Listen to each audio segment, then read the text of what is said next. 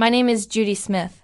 If someone had told me 3 months ago that my baby sister would marry my fiancé in my wedding gown, in my church, while I was away on a business trip, I would have laughed and called them a soap opera addict.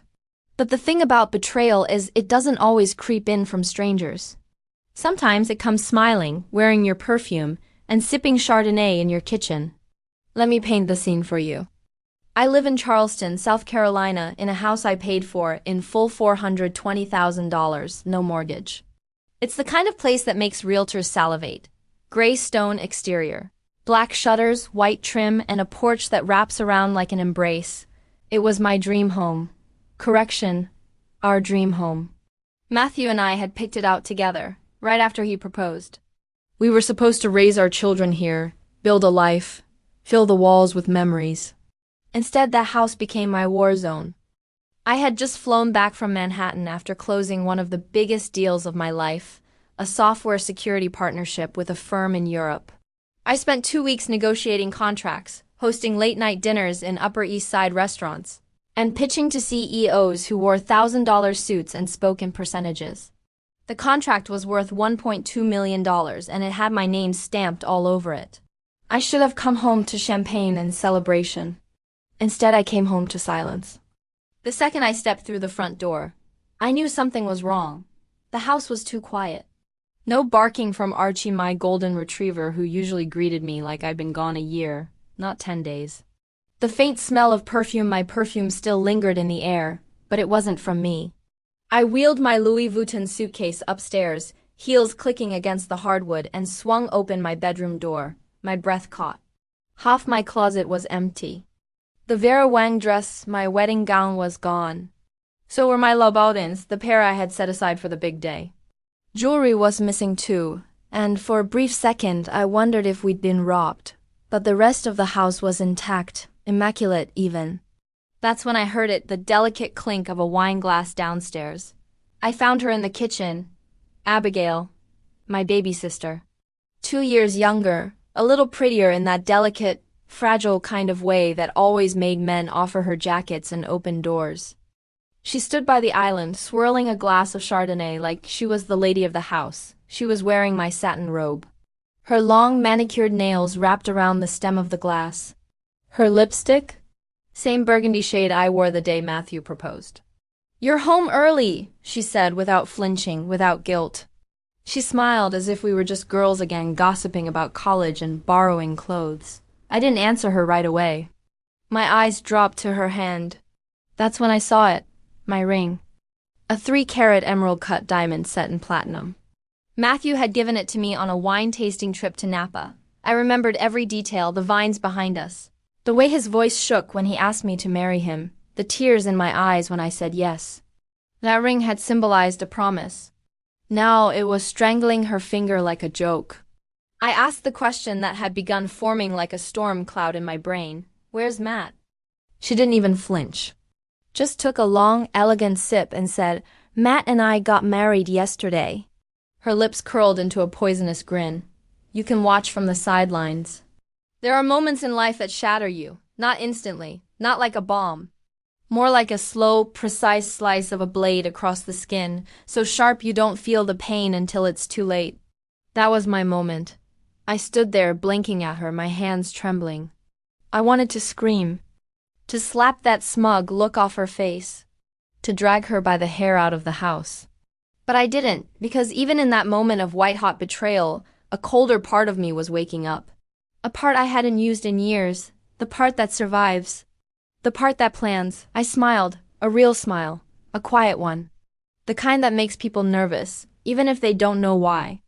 "Congratulations," I said, like the words were dipped in acid. She seemed thrown by my calm. Good. Let her think I was broken. Let her think she'd won. She had no idea what was coming. You see, I wasn't just some woman crying over a stolen man. I was Judy Smith. I built my company from the ground up. I dealt with backstabbing investors, hostile takeovers, and sabotage before breakfast. You don't survive in tech, especially as a woman, unless you're ruthless when you have to be. And this was personal. What Abigail didn't know is that Matthew had secrets. And not the kind you bury in private. The kind you protect with encrypted folders, VPN tunnels, and offshore accounts. Secrets I already had access to. Financial crimes, hidden affairs.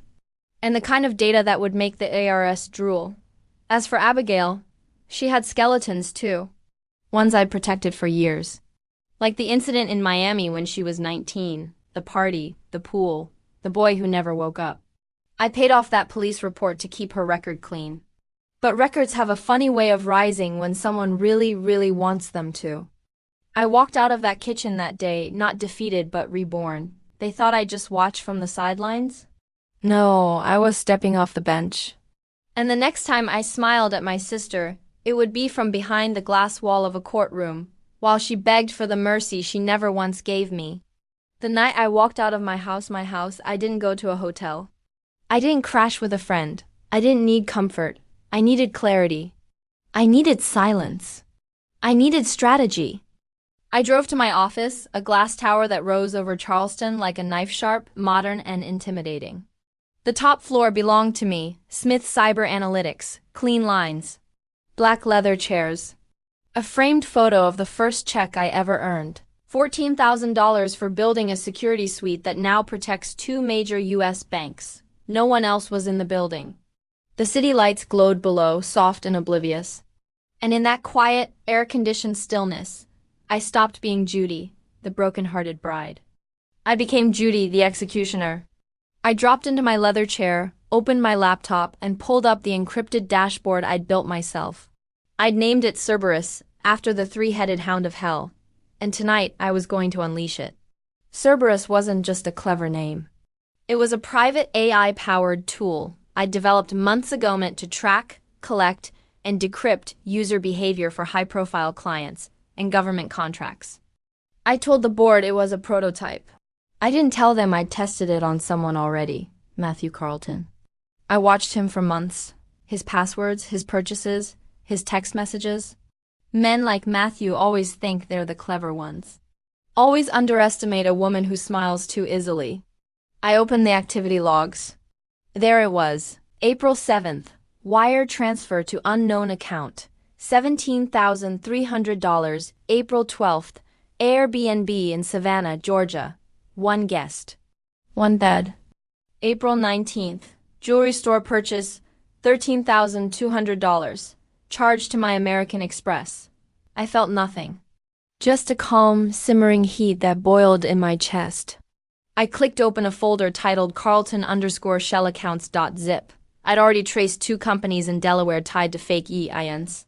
I knew he'd filed a joint mortgage loan using my name without my signature. Fraud, impersonation, identity theft. Enough to bury him for years if I pressed charges. But Abigail was the real prize. Matthew was a fraud, a user, a parasite. But Abigail? She was a thief of blood. A sister who'd smiled in my face while plotting to wear my skin. I reached into my desk drawer and pulled out a red envelope. Inside was a sealed police report I paid $200,000 to vanish 6 years ago. The envelope still smelled faintly of old paper and panic. Miami, spring break, a party in Coral Gables. Abigail had been 19, wild, reckless, always drunk on attention. There was a boy, Cooper Hayes, college sophomore. Found face down in the pool after a fight with Abigail that multiple witnesses overheard. They said she pushed him. She said he slipped. There were drugs in his system, just enough to raise questions. I used everything I had, money, favors, silent threats, to make it disappear. I told myself I was protecting my sister. But the truth, I was protecting my family's name. And now I was going to use it. Not because I wanted to destroy her, but because she had already destroyed me. The next morning, I made my first move. I sent a message to Camille Hayes, an investigative journalist I'd met years ago while doing a cybersecurity audit for a media firm. Camille had a nose for scandal, and more importantly, she owed me a favor. I didn't give her everything. Not yet, just a few breadcrumbs. A death in Miami. A girl with a changed name. A sealed report someone didn't want seen.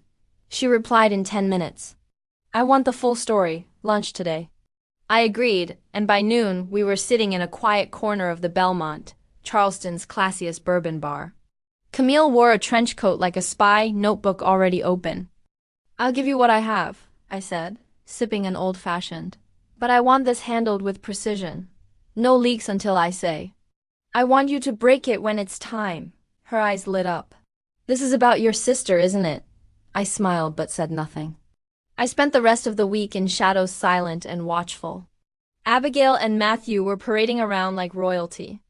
Instagram posts, captions dripping in sugar. Just married, just perfect. To new beginnings. They were so confident. So secure, it was adorable. On Friday, I ordered a bottle of Dom Perignon to be delivered to my house. Yes, they were living there, playing house with my things in my bed. The delivery came with a handwritten note. A toast to the happy couple, while it lasts. Later that night, I got a call. Abigail's voice was sharp, panicked. "What the hell is going on?" she barked. "There's a bottle of champagne here with your name on it. Did you send it? Are you trying to scare me?" I didn't answer immediately. I let the silence stretch just long enough to tighten around her throat. "Do you remember Cooper Hayes?" I finally said. Dead silence. Then, "What? What are you talking about?" "I think the media might be interested in your little spring break trip. The drugs, the screaming, the pool. You wouldn't—" "I already did." She hung up. I stared out the window at the Charleston skyline, calm, elegant, unaware. The storm was building, slowly, strategically. Abigail and Matthew thought they'd won. But they didn't know the first rule of war. Never wound what you should have killed. I waited exactly 11 days. That's how long it took Abigail to post a honeymoon photo on Instagram, her in a white bikini she definitely borrowed from my closet. And Matthew shirtless, flexing abs that were more gym mirrors and filters than muscle. They were lounging on a beach in St. Thomas, sunlit and smug. Her caption read, "Living our truth, no regrets." How poetic. While they were sipping pina coladas on stolen money, living out a fantasy built from betrayal, I was sitting in the real world, the world where actions had consequences. And my fingers. They were itching to write the final chapter of their fairy tale. The one that ends in ash. I started with the legal ground. Revenge without paperwork is just a tantrum. I made an appointment with David Ellison, the best real estate and civil attorney in Charleston. I've known David since college. Sharp jaw, sharper mind, the kind of man who wore three-piece suits like he was born in them. "I want to dissolve the shared property agreement on 203 Ashton Grove," I told him, sliding the folder across his desk. Inside were title documents, mortgage statements, and photographs of them living in my house like squatters in Gucci. David glanced over the files, his eyebrows climbing. "This isn't shared ownership, Judy. Your name's the only one on the deed." I smiled. "Exactly." "Then it's not a dissolution," he said, returning the folder with a grin of his own. "It's an eviction." 48 hours later, the wheels were in motion. Matthew and Abigail had 30 days to leave my house by law. But I didn't plan to wait that long. Patience is a tool, not a virtue. Next, I called Camille Hayes. Camille was a pit bull in heels, a journalist who'd taken down politicians, CEOs, even a crooked judge. We met years ago when I secured her paper's digital infrastructure. I liked her. She was ruthless in the right ways. Hungry for the kind of story that crawls under skin and never leaves. "I have something for you," I said over the phone. "It involves a sealed juvenile case, Miami, a girl who got away with murder." She paused. "You're talking about your sister." "I never said that," I replied calmly. "But let's just say the story has resurfaced." I gave her enough to get started. The date, the name of the boy Cooper Hayes, and the thinly veiled cover-up. I didn't hand her the full file. Not yet, just the first match. Because Camille? She doesn't just light fires. She writes them into history. Then came Matthew's reckoning. I logged into Cerberus, my custom-built surveillance and analytics program, and uploaded everything I had on him. Shell companies in Delaware, offshore transactions flagged as gifts. Purchases made with my personal Amex card, including the ring now hugging Abigail's finger like a joke. I sent the entire bundle to the IRS under an alias. The beauty of data is that it doesn't lie. Screenshots, account numbers, email threads. One showed him bragging to a friend about hacking the system and using her for credit leverage. Yeah, That aged beautifully. To cap it all off, I sent a small but deliberate gesture. I had a bottle of Dom Perignon delivered to the house, my house, with a handwritten note, a toast to the happy couple. While it lasts, petty, maybe, but cruelty is best served with champagne. 3 days later, Abigail called me. She was already unraveling, and I hadn't even released the big guns yet. "Why is there a city notice on the door?" she snapped. Her voice was raw, like she hadn't slept in days. "Why are we getting threats of eviction?" I could almost hear her mascara smearing. "Ask your husband," I said coolly. He forged my signature to refinance the property. That's a felony, Abby. You're lying. "No, sweetheart. I have the forged documents. I could take it to the police today if I wanted. But I figured I'd let you enjoy what's left of your vacation." She didn't speak, just heavy breathing. The panic was there now, bleeding through her bravado. "Also," I added sweetly, "your name's not on the deed. So legally, you're just a guest, and your 30 days are almost up." She let out a garbled scream and hung up. It was beautiful. But the true symphony came the following morning, when Camille's article dropped online, bold black letters across the header. "Drowning in Secrets, the Abigail Smith File." The story was brutal, clinical, fact-checked. Camille had interviewed old witnesses, found discrepancies in the sealed documents. She even tracked down Cooper's mother, who broke down in tears on record. She spoke of Abigail's cold eyes and her refusal to apologize. The story suggested foul play, suggested that Abigail's record was wiped clean only because someone paid dearly to erase it. I read the article while drinking my coffee. I didn't even flinch. It was justice finally dripping down the walls of the lie Abigail built for herself. By noon, #AbigailSmith was trending on Twitter.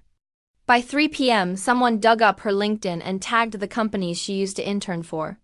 By 6 p.m., a podcast had already produced a 2-hour special about the blonde sister who got away with murder. They say reputation is everything. Hers was ash. As I sat behind my desk that night, I looked down at the last photo the three of us took together. Me, Matthew, and Abigail. I was smiling. They were smiling. We were all pretending. I took a red pen and crossed a thick X through their faces. I hadn't just ruined their honeymoon. I had split their foundation in two. Their finances, imploding. Their reputations, disintegrating. Their marriage, already cracking under pressure. But I wasn't finished. Because you don't just burn the house down. You salt the earth it stood on so nothing ever grows there again. The storm hit Charleston at 6:17 a.m., not just a drizzle or a lazy southern summer downpour, no. This was a real storm. A sky-splitting, thunder-laced roar of nature that felt personal. Like the world itself had decided to echo what was coming. A reckoning. I stood at the edge of my property, my house, the same one my sister and my ex-fiancé had tried to claim for themselves.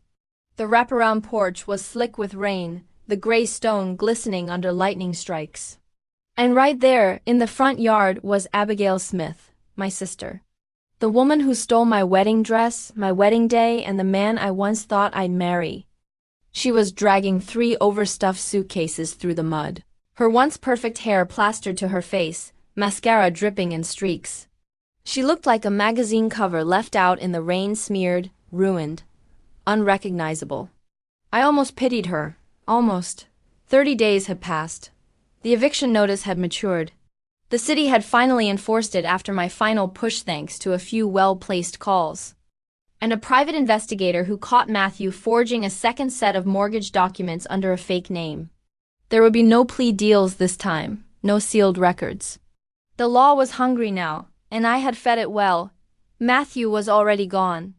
The night before, federal agents showed up at his rented office space downtown. The charges? Wire fraud, tax evasion, identity theft, forgery. The man didn't even try to fight it. He folded in a matter of hours, confessed to everything right down to the offshore accounts in Belize.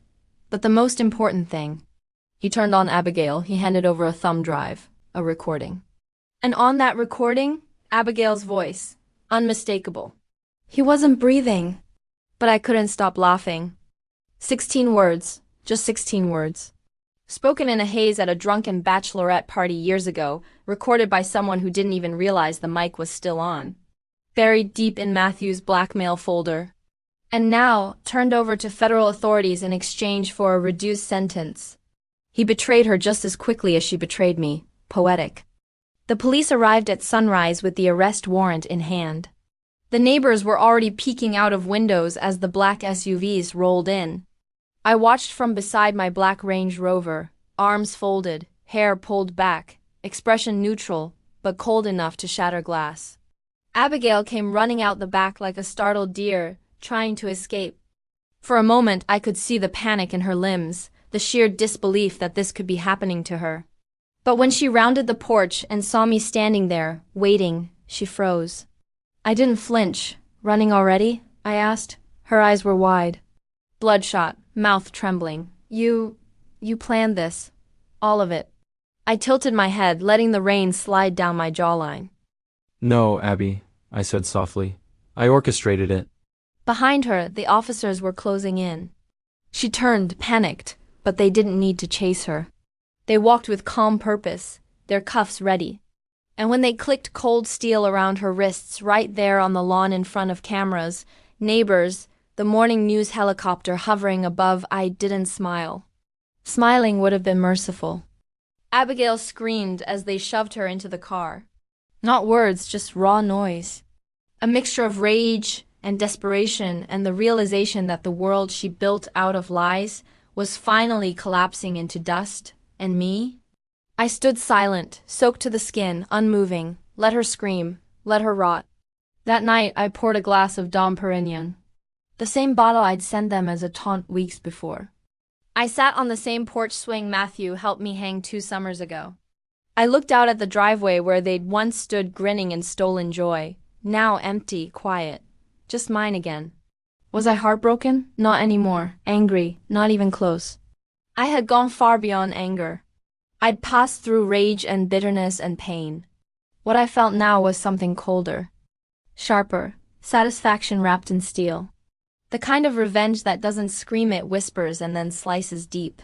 They thought they took everything, but they didn't realize who I was. They forgot I'm a Smith. Matthew was rotting in a federal facility in Virginia, trying to trade what little dignity he had left for fewer years behind bars. Abigail was now the face of a scandal that had swept the nation, the sister killer, they were calling her. The media wasn't kind to beautiful women who kill, especially not ones with family secrets and fraud trails a mile long. And me? I was sitting in the house they tried to steal, with the company they tried to sabotage. My firm had just secured a $4.8 million deal with a tech conglomerate based in London. I'd signed the contract that morning, my hands steady, my signature elegant.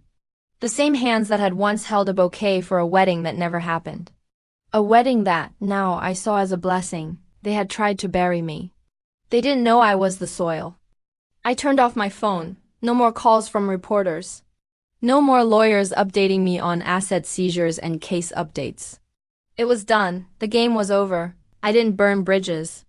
I burned kingdoms. And I did it wearing the same lipstick Abigail stole from my drawer, the shade I wore the day Matthew proposed. Let them remember that.